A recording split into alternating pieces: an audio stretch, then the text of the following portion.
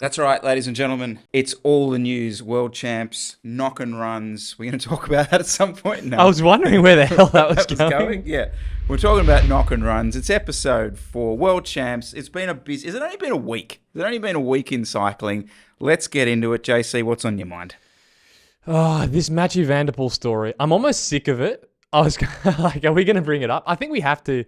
We got to talk about it because it came out yesterday. Actually, we were going to record yesterday. Glad we waited because it came out. The verdict's out. He pays a $1,500 fine and can't come back to Australia for 3 years apparently because he's convicted of it. Unless the lawyer manages to appeal it and overturn it, he's got a criminal record in Australia now. So it's kind of. Can I just ask a question? Is there anyone out here watching this who hasn't done a knock and run? Like, so Catherine was on a school camp 2 weeks ago. They spent the whole night up. What were they doing? Knock and running. It's not a nick knock, I might point out. I know people in the Northern Hemisphere call it that, but you're in Australia now. That's what we call it here, a knock and run. It's pretty common. Kids run around. Have you done it as a kid? Oh, I was a little shit as a kid. There you go. And I probably, as a little kid, deserved a bit of a push to get told to piss off, in my opinion. That's my take on it, is some little shit's knocking at your door, you tell them to piss off, they don't listen, you shove them away, assuming you haven't bashed them up. Cops come, this is what I think. Cops should have come and spoke to the hotel managers, what's going on here? Okay, they've been little shits, he's sort of overreacted. Are they injured? One of the girls wasn't injured at all, so we don't even know. Maybe he. So who slightly calls the pushed cops? Them. The hotel called the cops Because the person was injured, or because no, because the kids have complained or something. Someone has complained to the hotel management that this person's pushed these kids. But one of them wasn't injured. One of them had, quote unquote, from the police, a minor graze, which we both know. If the police say it's a minor graze, it could be anything, like a little. So the police should have come, in my opinion. And arrested what's happened, kids, as far as I'm concerned. They should have just. That's the police don't really use. I mean, it's just Australia, but the police, they've arrested him, taken him overnight. They should have just dealt with it there. What's happened? All right, Matthew, warning, leave them alone. Kids, warning, stop annoying everyone, and that's it. Yeah. Instead, we have this. He goes to court and he gets a criminal record. It's just pathetic. Crazy. It's like to be honest, like it's embarrassing. I'm kind of embarrassed about it because it just shows like how wrong things can be in this country. Now, I want to talk a little bit about like why the Dutch are staying where they are in a second as well.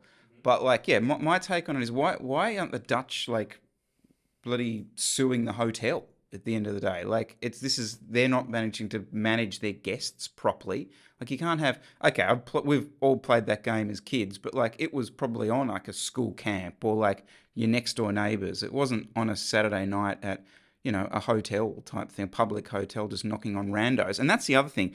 The kids would be knocking on just randos' doors. They would have no idea who this like Dutch dude is. Like he's basically, it's an irrelevant sport in this country. And I can tell you right now, it's an irrelevant sport in, where were they? Sans Souci. Yep. Jeez, imagine you're knocking on people's doors at the Novotel at Sans Souci. You're kind of lucky you got Matthew Van Der Poel because you don't know who's staying there, really. I mean, it's just the system in Australia. The police, everyone's caught up in red tape. Oh, and they can't do any. The police have to do it because then someone complains a week later that they didn't do enough, and the police. Oh, it's pretty crazy. It's pretty pathetic. Yeah. So yeah, I mean, there's going to be people that say you should never ever touch a kid ever, and he's 100% in the wrong. I mean, there's people saying that, which 2 a.m. in the morning the day before, like, yeah. All right, I just want to leave that. But the only thing I wanted to pick up was, and this was the bit that surprised me about when this story first came out, is like, where are they? So Sans Souci is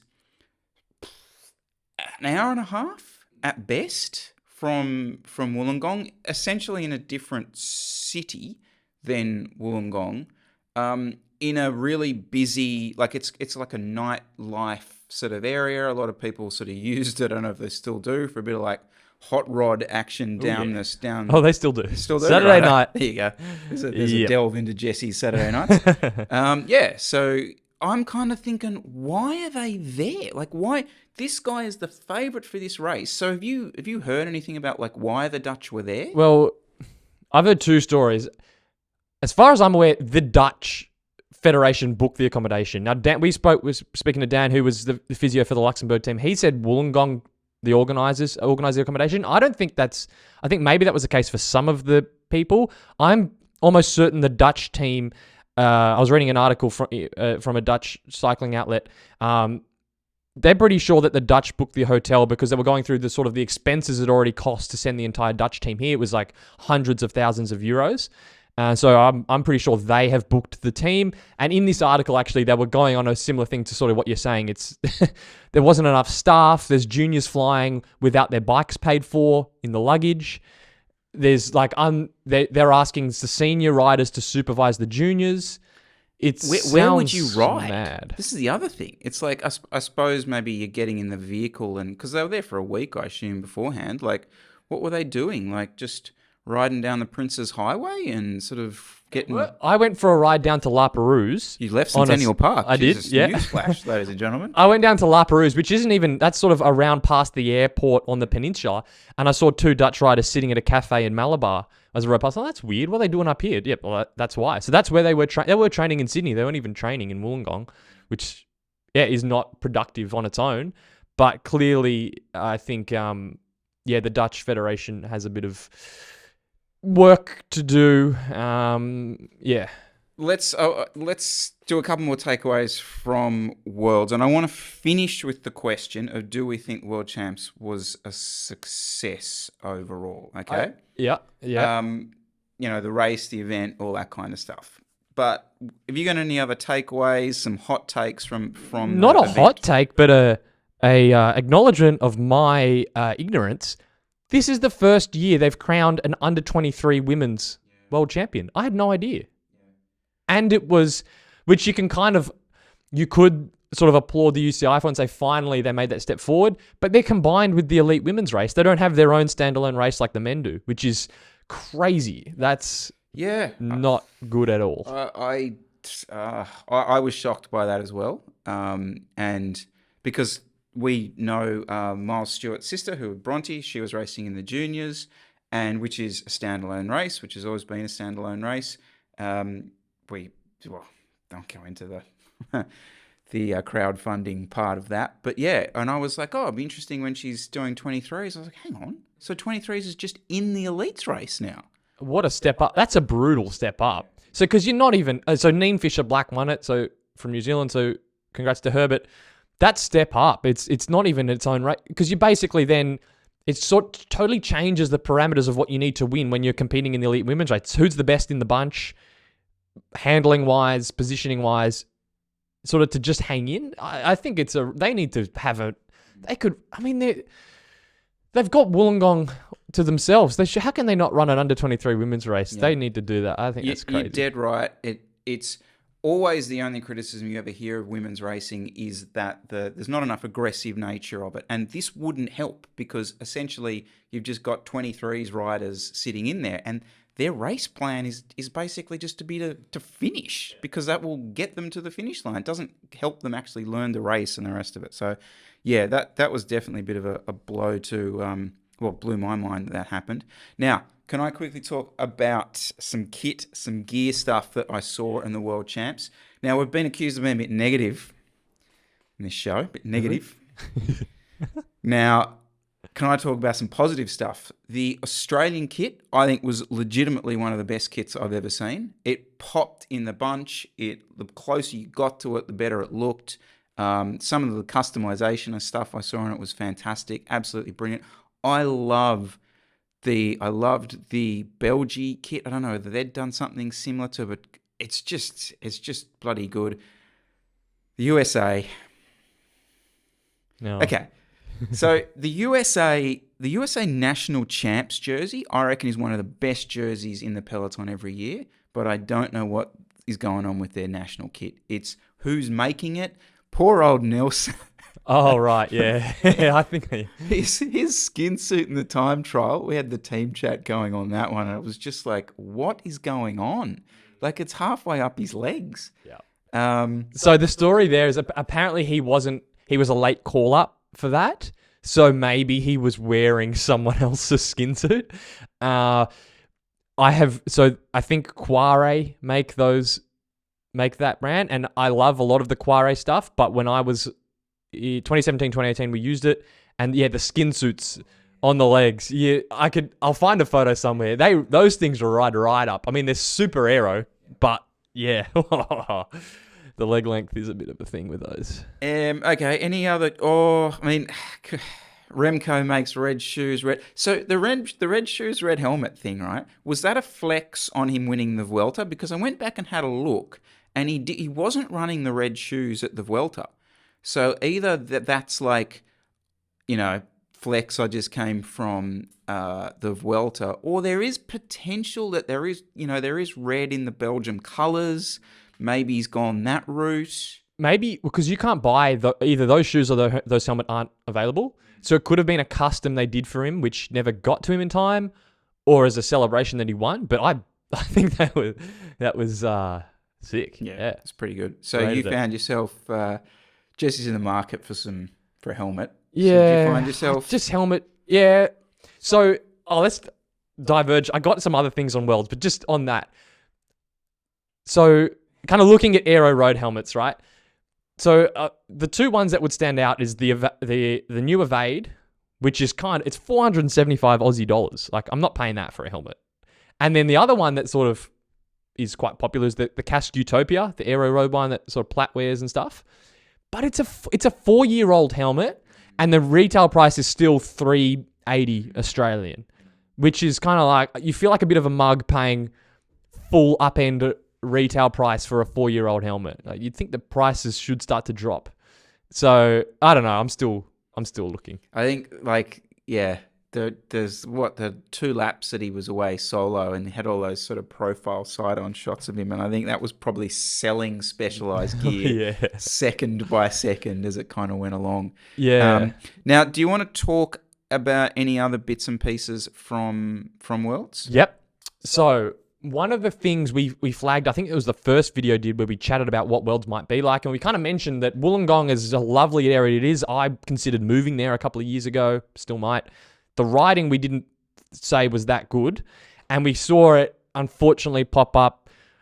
The drivers sort of abusing riders. There's multiple stories have come out, Wout getting shouted at and things like that. Also, possibly tax on the road during the road race.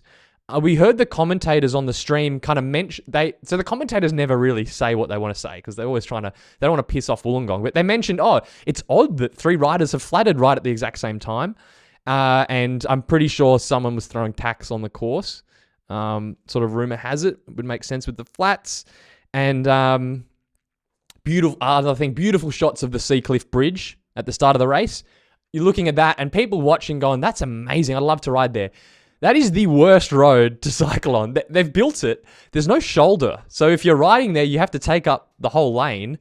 And it's very difficult for cars to overtake. And it was just one of those, it's almost like, it's like this fake news of like this amazing place to cycle. And it's you will get abused. Don't come down here and ride on that after about 7 a.m. You will get abused. All right. Well, let's kind of sum up then Worlds, like as a success or not.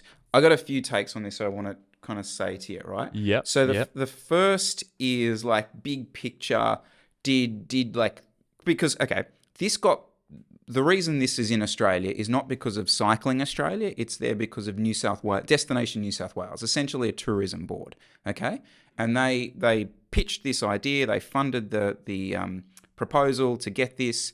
So I think ultimately, from a perspective of Europeans, Americans seeing Sydney, the big shots of Sydney, it was good to get that back on the screen. I definitely think it probably ticked those boxes from that perspective. Will there be like a legacy for cycling in New South Wales, in Australia, from that event? Any take on that? Yeah. I mean, as a coach, and sort of so what I was watching getting things sort of around, I think it's gotten people excited, and I think it's ticked that box fantastically. I don't think in terms of Wollongong in particular it has. I mean, I still wouldn't go there to ride, but I think overall for cycling, it's been, as someone who's in the industry, I'm a massive fan of having it here. I think it was very successful. Yeah, I'd agree. I definitely agree. And I kind of would say that putting all the logistic stuff aside, like you got to remember, right? Guys like Wout van Aert, Remco, that whole generation haven't raced here, haven't been here. Like they haven't been at Tour Down Under. We don't on the east coast of Australia get these guys here ever. No, ever actually. So there's potential that young people, juniors, will have seen these guys for the first time ever, seen a race like this ever. So I think there's massive say in that. Like, and from a retail sponsorship thing, you were saying there that I think Cervelo or something had like a big event at the Rocks with Wout van Aert. They've been splashing money. They had a whole, I think they had like a house setup thing during the race. They're running events at the Rocks at the CBD backdrop of the Harbour Bridge with Wout. I mean, they're doing really well with it and investing a lot. So yeah, it's been great. Yeah, to get Wout down here in Sydney, I know like Full Gas, Chapter 2, they were all doing stuff around Wollongong. So yeah, I think from that perspective, success. The only thing I just didn't like the race. Okay, you're wrong. You're 100%. Just didn't like the race. I don't know what you were watching. I think the course design was fantastic. I think it made for aggressive racing the entire time. The start wasn't boring. Kira was exciting. After that, I couldn't stop watching. Actually, the only time I stopped watching was with about 25k to go when Remco went off the front because it was sort of like race over. And that was a shame. But that was because the race had been so hard. No one had any legs left to do anything. And tactically, they kind of messed up, I think, by letting Remco go at that sort of 40k to go mark in that chase group. But besides, you can't criticize the course for that. I mean, in what way? No, I just don't get it. Yeah, it's fantastic racing. And the juniors and, yeah.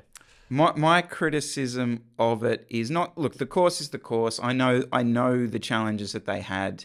And essentially, it was just a suburban Kermesse in the end, whatever. You could cut away to the beautiful shots of the coast, fine, no issue with that. My only thing was, look, I watched the last hour and a half with the kids and my parents, and I was like, here we go. This is going to be, world champs road race. We're going to watch the end. We watched the end of the women's, which was so exciting, and we're going to watch the end of the men's, and it was a flop. And unfortunately, it was the only race that was the one, it was in prime time Sunday afternoon. It had its own slot.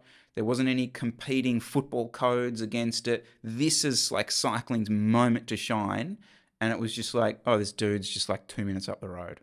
So I get it. The circumstances didn't play out, but unfortunately it was kind of, and it kind of translated like that night. Did you watch any of the news, like mainstream news outlets? No. Didn't get mentioned. Channel 9 mentioned it. That was like it. Yeah. So ABC didn't even mention it. Yeah. So, anyway. I don't know. I still think, I mean, that stuff's just, bike racing is so dynamic. That's going to happen. I just think they did well with the course. Yeah. Cool. Let us know your thoughts in the comments section. World champs in Australia, success, failure, and Nick Knock, or not Nick Knock. What did I say? Knock and run or Nick Knock? Is it Nick Knock? Knock and run. Knock and run. Knock and run. Take 374. We may have or may not have had some audio issues there, but that's all right. That was a B take. That was a B take, Jesse. Yeah, so... Serenity now. Serenity now. Look, I want to quickly talk about the Movistar documentary, and then I think we flip it into some YouTube chat. Yeah, all let's right? get into it. Okay. Yeah. So, yes, Season 3 Movistar documentary released early last week, and I watched it. You watched it. You didn't watch it. No, you were so you were so excited to have this chat with me about the ins and outs of it, and I went, look, Chris, I tried. I just found it so boring. Yeah. All right. So I watch a lot of these shows, right? I'm big into I watch the All or Nothings. I watch all the stuff into professional sports. I'm big about it. And I got a couple of takes on this Movistar thing, right? So the first is I was blown away by the actual level of the level of the shit show that we actually saw. Like with a lot of these shows, like they really kind of push that to the side and sort of show little bits and pieces of things that happen, but it doesn't really blow up. This blew up, okay? Now, let's just specifically talk about the Mas Lopez thing. Yeah. Right. Now, you up to speed with this? Yep. I watched far enough in. I think I'm aware. Okay. Yeah. So they go into the Vuelta as joint leaders, okay? Which, whatever. So joint leadership. So you're already thinking, like from a management perspective, this is going to be kind of a bit of a challenge to manage. Lopez, big personality, etc.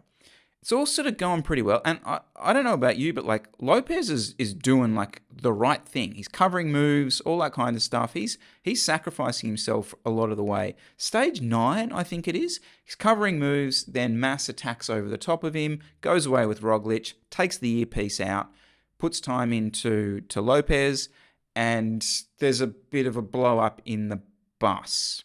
Okay? At this point, you're right. Okay.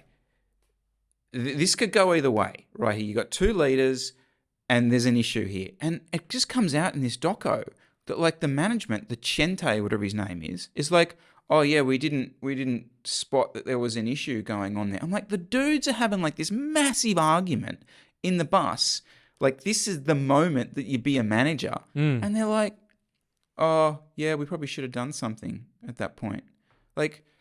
I don't know. It just keeps coming back to this thing for me. And as I said, I watch a few of these things. It's just like how basic the management is. Yeah. Like, and I know that's kind of your thing. It is. Yeah, I kind of picked up on that. But that's kind of, I guess that's the bit you like to see. But for me, I just found that there was so much drama. It was almost like I was watching Home and Away. Like it was to the point where I kind of found it boring. It's just not the type of thing I'd watch. And as well, you're kind of I'm just sitting there looking at it going, you can see why these bigger science-backed teams, Ineos and Jumbo-Visma have come and essentially wiped the floor with these other teams. Look, maybe it's in the editing, I think. You know, maybe they're just purposefully showing that dramaful side of thing and taking out the things that I would want to see, the nutrition and the more of the actual strategy, not just push, up, like just shouting that through the radio. Like I'm just like, it's just fluff to me. And I just can't. It made it really painful. I'm more likely to watch a Lionel Sanders video on YouTube than I am to watch that. Yeah. I guess I'm not the audience. Well, okay, and that was sort of my next take on this. Is like, all right, well, we aren't really the audience. Like the in the cycling audience, people are, and like it's on Netflix, so it's got a huge potential audience to be there. And one of the criticisms that we did with the GCN video was just they're not trying to reach out enough to different demographics, people that might like that kind of like drama-filled content. But I just don't think it did that either, really. I mean, ultimately, so I sat down and watched it with Liz with the premise in mind of like, you know, she's kind of into cycling, but not really. She's just after a bit of an entertainment value. And she was just like, the guys are assholes. Like there's no character in this show that I'm kind of rooting for. Do you know what I mean? Like the Soler thing, and he's like whinging around the place. He's like, oh, I'm hurt. Oh, I'm not hurt. And then it's like, again, I'm so torn with this because it's like, I'm so impressed that Movistar like are willing to share this. Yes. From like a, you know, it's the worst PR. But it's like, is it or isn't it? Like here we are. I mean, I would not be talking about Movistar with you, like the most forgettable team in the history of humanity. But it's because of like... You just pissed off a lot of Spanish people. Yeah. Sorry. Well, GCN and Movistar. But, you know, like we wouldn't be talking about them. And maybe this is actually brilliant PR. And like, you wouldn't have seen this, but right at the end of the last show, they're basically saying like, hey, we're going to show you this stuff. And you don't see this on TV. And I'm like, you know what? You actually don't. So, I don't know. I still, I mean, I would never watch it again. It's terrible. Like, I was kind of into it. The last thing I will say on it is, what was I going to say? Well, I think Valverde is the only charismatic person in the entire thing. I mean, the other guy is this overly emotional kind of people sitting in the car shouting crap through the radio, and the riders are telling from the episode I watched, one of the riders said back, "Shut up! Like, stop saying, like, they're not saying anything of substance either. Of this is coming up, or remember to fuel with the. It's just like all this emotional, full gas. Why did he fall back? Why did he fall back? Got full gas. It's just like, what are you guys doing? I don't know. Like, I do kind of feel like that it's the rule rather than the exception across those teams, though. Yeah. Like. Oh, the only thing I wanted to finish up with was just like, it still blows my mind with a lot of these professional teams. It's just a bloke fest. It's a sausage fest. Like, that bus is like 20 dudes. And you're just like... it's literally a sausage fest. They're walking around naked. They've got like this blokes walking around the bus. I'm like, whoa. There's not a lot going on. It's just, you look at the women's team, and obviously there's more diversity in it, but like... It's just a different attitude. It's just like there is actually a mix of humanity there rather than this like... Does the women's team have women's staff? Some. Okay. No, there's none on the... From what I could tell, there was none on the men's team. There's literally not one female person on the men's team. None. Yeah. Anyway, so let us know your thoughts, guys. Movistar documentary. Is it popular? I mean, have you watched it? People like... I would never really... I think I watched the first one. There was a bit of hype for the first couple of seasons, but I mean, is it something people are watching? I don't really know. Speaking of what people are watching, let's talk about YouTube. Yeah. Well, because it does. I mean, it's on Netflix, so it's something that should draw sort of more people in, but it got us kind of thinking because Chris... we were riding the other day, and Chris is like, oh, have you seen that Hambini guy on YouTube? I'm like, yeah, Hambini. Like, yes. And it's a first video first time you've watched a Hambini video because it had never been popped up in your bubble, if we want to call it that, on your radar, which blew my mind because he's right in the center of my algorithm. He's always popping up on my feeds. Nothing. It's nuts. It was literally only due to one of the comments I saw on one of the videos we did. Someone mentioned this thing called Hambini, and I was like, "What the hell's that?" And went and looked, and then took it to the next step, and I had a quick chat with Francis Cade, and he was like, Burn Peak is doing really well. And I'm like, what is that, a brand of something? And then I'm like, I typed that into YouTube, and I'm like, holy shit, this guy's like a 2 million subscribers. Yeah, like, it's the second biggest cycling channel behind GCN as far as I'm aware. I mean, he's more on the mountain biking side, so I kind of get why that might not have popped up in your sort of feed, but for you not to even have heard of him just shows how insulated we all are in our little circles. But I reckon that's the point, right? Because like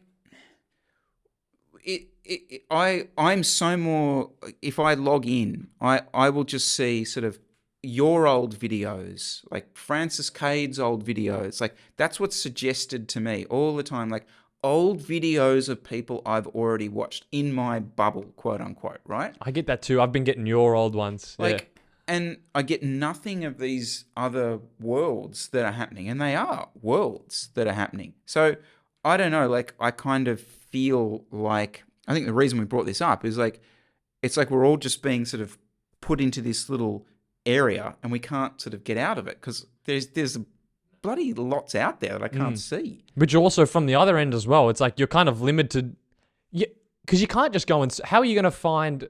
it's very unlikely to find a good creator just from searching. Because we don't really search for stuff. You kind of just do whatever you do. But from the other flip side of things, as someone that makes videos, it's like so hard. If bloody Seth from Burn Peak can't get in your feed and he's that big, how are you going to get in someone else's feed? It's so hard to cut through. It kind of works when you go real quick. And we copped so much shit for that title we did the other week with the GCN. Okay, we did go way overboard with that title. But, you got to do...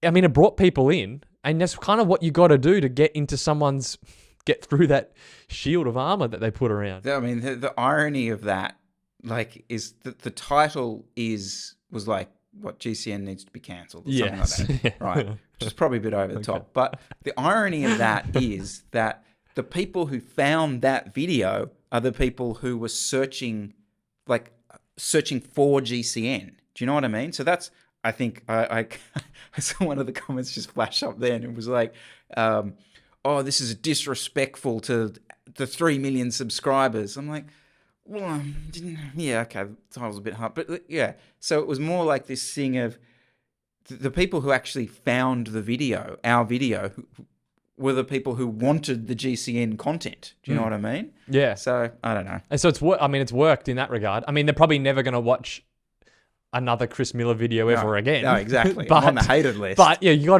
to do something. You got to do something to get out there, because YouTube, and not just YouTube, but they won't let you crack into other.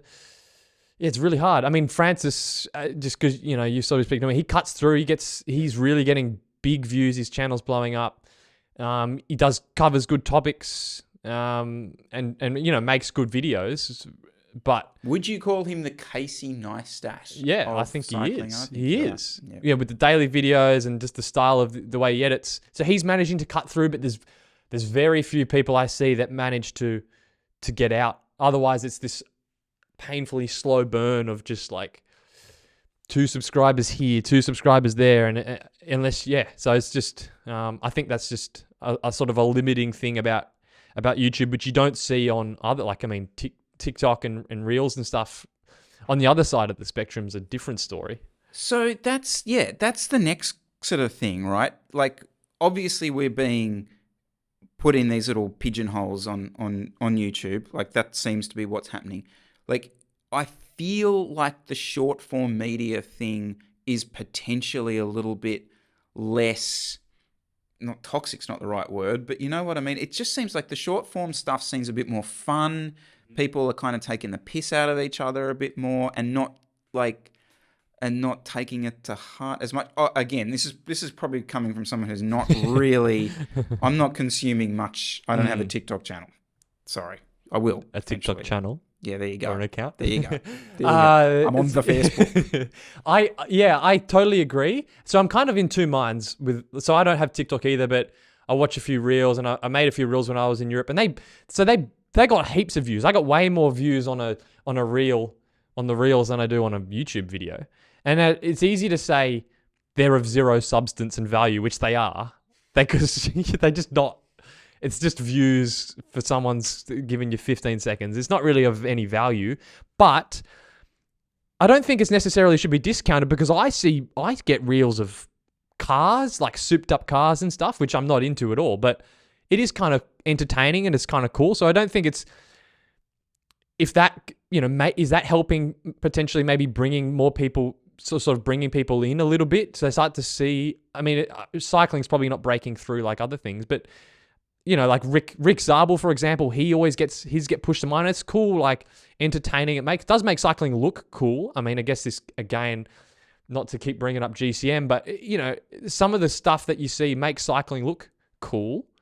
So I don't think it's, the views aren't that valuable, but if it's entertaining, maybe then those people go, oh yeah, road cycling, then maybe they migrate to YouTube. Just throwing it out there. All right, so probably to sum up, Jesse, I think the only way we can cut through is we will title this video Hambini needs to be cancelled. Yeah.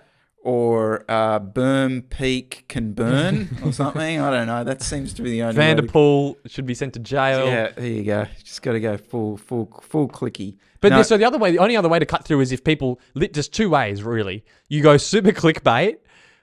Okay, you could make a really high quality video, but even then, I mean, you know what it's like. You can put hours into a video and you think it's really good and it just tanks. So you can either go really like controversial or topical and it kind of works, or literally someone sends the video to someone else and they watch one and then it's just sort of goes. So, maybe we should be asking people to forward the video to someone if you think they would like it, because chances are if you've got a mate that's into cycling, they might have never seen a Chris Miller video. It's entirely possible. And also let us know, like, if you've managed to get outside of your bubble.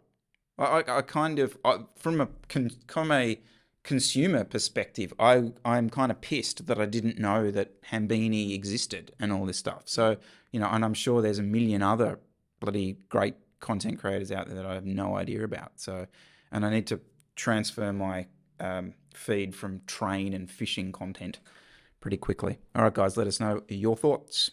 All right, quick fire round, JC. I want to start you with a short one on detraining. So, as we said in the world chat, Dan, one of the Nero coaches, was down physioing for Team Luxembourg, and Bobby Youngles mentioned to him that he was going to have 4 weeks off the bike. That blew my mind.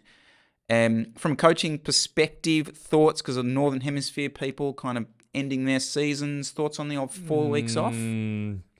It's, as a coach, it's really hard to get people to take time off, and I think they probably should do it a little bit more.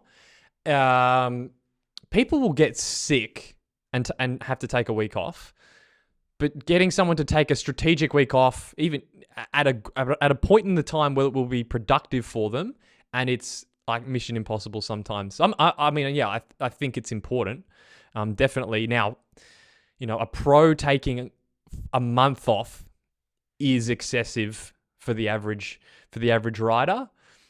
Pro can get away with it because they're doing so much training in season that they need to have that month off. Otherwise, they won't get through their entire season. For someone like me and you, yeah, we don't want to take a month off. We're really giving ourselves a lot of work to do when we get started again.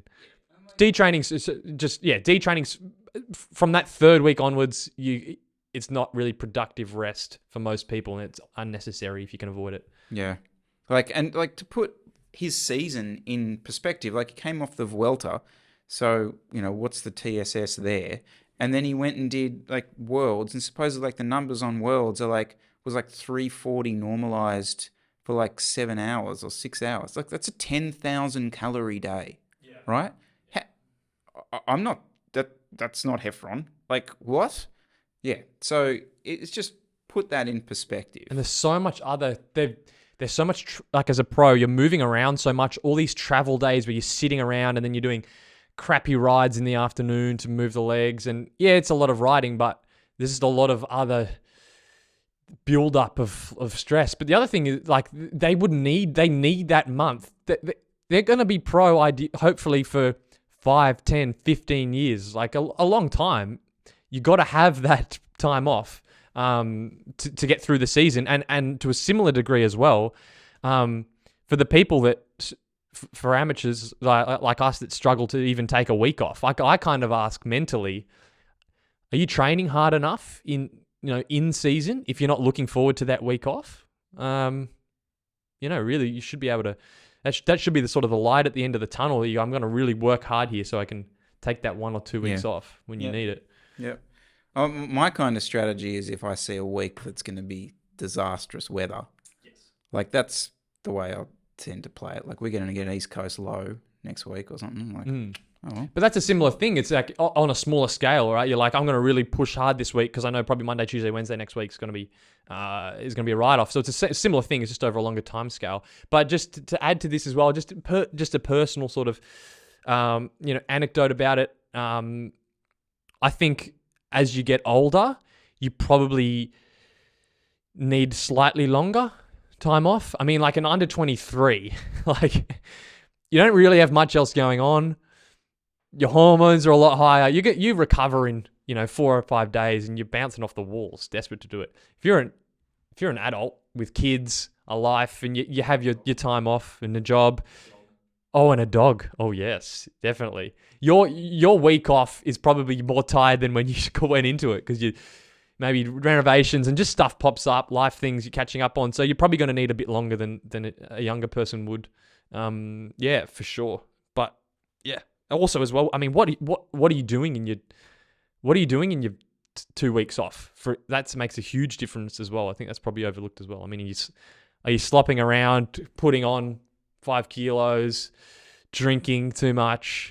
I mean, personally, just to give you an example, I'm starting training now after quite a bit of time off. But throughout my holiday, I was actually quite healthy. I've been sleeping well. I did get COVID, but that was sort of early on. So I'm starting off again very healthy, blood level wise as well. Your body restores.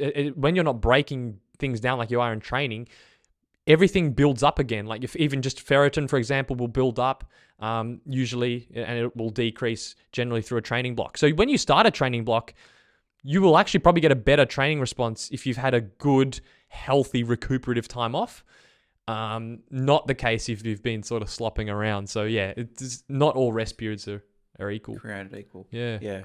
I definitely find, like, if I have time off the bike, that I like eating healthy food.